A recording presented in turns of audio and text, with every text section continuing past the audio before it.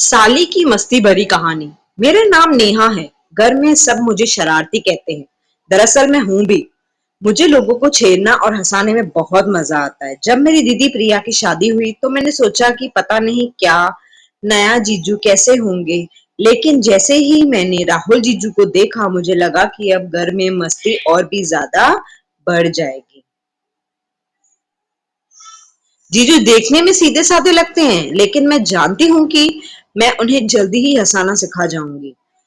शादी के बाद जब वह पहली बार हमारे घर आए तो मैंने उनसे कहा, जीजू आप बहुत सीरियस लगते हो, कहीं टीचर तो नहीं हो। इतना सुनकर सब हंस पड़े और जीजू भी हल्की मुस्कान दबा नहीं पाए। धीरे धीरे हमारी नोकझोंक शुरू हो गई। मैं अक्सर उनका मोबाइल छुपा देती और फिर कहती, जीजू दीदी का फोन आया है, आपने उठाया क्यों नहीं। और वो परेशान होकर ढूंढते रहते। बाद में जब मैं मोबाइल वापस देती तो जीजू हंसकर कहते, नेहा एक दिन तुम्हारी ये शरारत तुम्हें जरूर बारी पड़ेगी।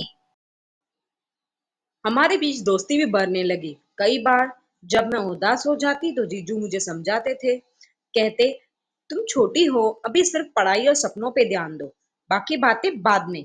मुझे अच्छा लगता था कि वो सिर्फ मजाक ही नहीं करते बल्कि मेरी फिक्र भी करते हैं। पूरी कहानी जरूर देखना और सब्सक्राइब भी जरूर करना। सबसे मजेदार किस्सा पिछली होली का है। मैंने ठान लिया था कि जीजू को सबसे पहले मैं ही रंग लगाऊंगी। जीजू पूरे घर में मुझसे बचते रहे।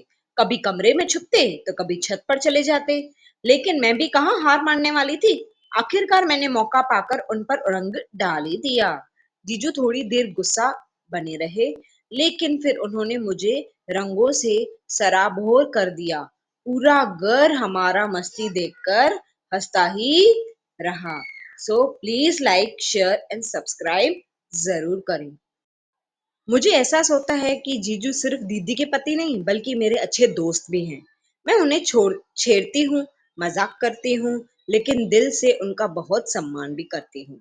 एक दिन मैंने जीजू से कहा, जीजू आप तो अब घर के सबसे फेवरेट इंसान बन गए हो। वो मुस्कुराए और बोले, और तुम हमारी सबसे प्यारी साली। उनकी ये बात सुनकर मुझे सच में लगा कि रिश्तों में सिर्फ खून का ही नाता नहीं होता, अपनापन और दोस्ती भी उतनी ही जरूरी होती है।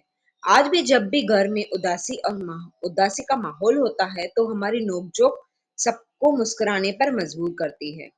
मुझे लगता है कि साली और जीजू का रिश्ता खास इसीलिए है क्योंकि इनसे इसमें न सिर्फ हंसी ठिठोली होती है बल्कि एक गहरी समझ और दोस्ती भी छुपी होती है। आपको कहानी अच्छी लगी हो तो लाइक शेयर एंड सब्सक्राइब जरूर करें और कुछ मिस्टेक लगी हो तो कमेंट भी जरूर करें।